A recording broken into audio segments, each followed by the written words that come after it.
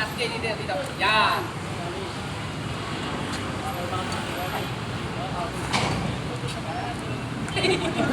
Sana binabato ka ha?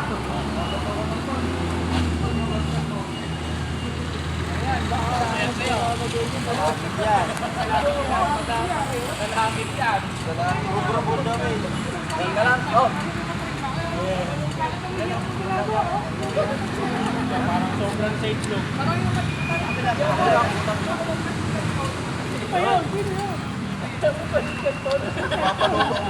Tay, parang nanginginig ang tuhod natin ha.